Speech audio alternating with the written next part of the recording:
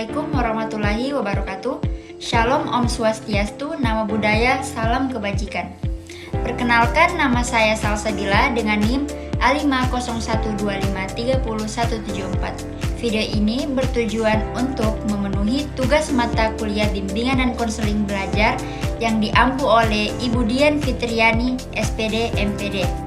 Dalam video ini kita akan membahas mengenai teori belajar konstruktivistik.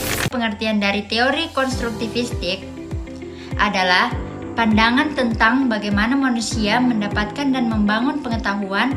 Singkatnya, kita tidak sekedar menerima informasi seperti barang yang diberikan secara siap pakai, melainkan membangun pemahaman sendiri dengan cara menghubungkan hal baru yang kita pelajari dengan pengalaman atau pengetahuan yang sudah ada.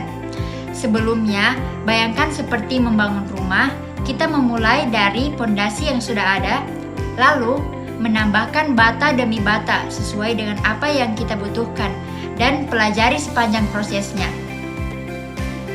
Adapun tokoh utama dan kontribusinya, ada dua tokoh yang sangat berpengaruh dalam perkembangan teori ini.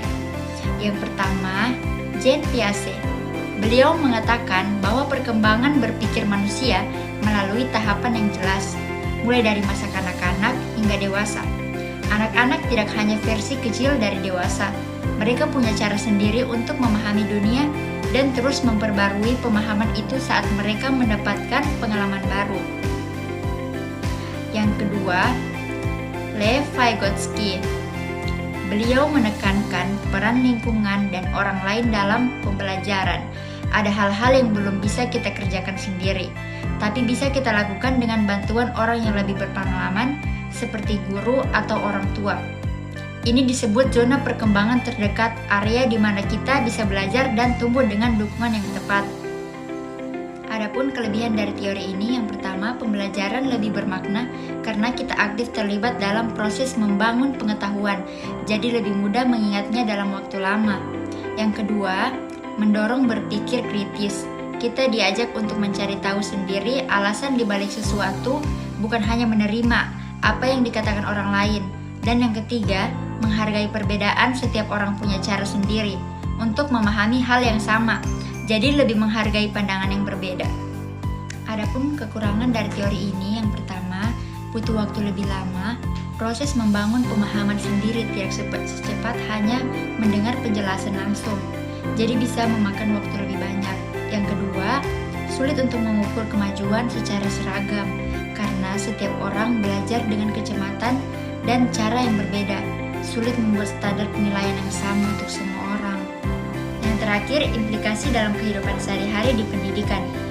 Yang pertama, guru berperan sebagai fasilitator, bukan hanya pemberitahu mereka, mengajukan pertanyaan yang mendorong berpikir, memberi kesempatan mencoba, dan membimbing siswa menemukan jawaban sendiri. Yang kedua, metode pembelajaran lebih beragam seperti eksperimen ilmiah, proyek kelompok, diskusi, atau kunjungan lapangan, bukan hanya ceramah saja. Adapun pengertian teori humanistik adalah aliran psikologi yang fokus pada potensi positif manusia, kesadaran diri, pilihan bebas, dan pencapaian kesejahteraan manusia dianggap aktif, membentuk kehidupannya dan berusaha tumbuh maksimal, bukan hanya ditentukan faktor luar atau bawah sadar. Tokoh utama dan kontribusi, yang pertama, Abraham Maslow, mengembangkan hierarki kebutuhan manusia. Ada 5 tingkatan fisiologis: rasa aman, kasih sayang, hubungan sosial, penghargaan, dan pencapaian diri. Juga meneliti karakteristik orang yang mencapai pencapaian diri. Adapun kelebihan dari teori ini, yang pertama, menekankan sisi positif dan potensi berkembang, memberi harapan dan motivasi. Dan yang kedua, menghargai pengalaman subjektif setiap orang, memperhatikan kebutuhan dan perspektif pribadi. Dan adapun kekurangan dari teori ini, yang pertama, konsep kunci seperti pencapaian diri sulit diukur ilmiah, dianggap kurang objektif. Dan yang kedua, cenderung mengabaikan pengaruh faktor biologis, lingkungan sosial ekonomi, dan sejarah pribadi. Yang terakhir, implikasi dalam pendidikan, guru lebih memperhatikan minat dan potensi setiap siswa, bukan hanya nilai akademik, serta menggunakan metode pembelajaran yang mendorong eksplorasi dan kreativitas.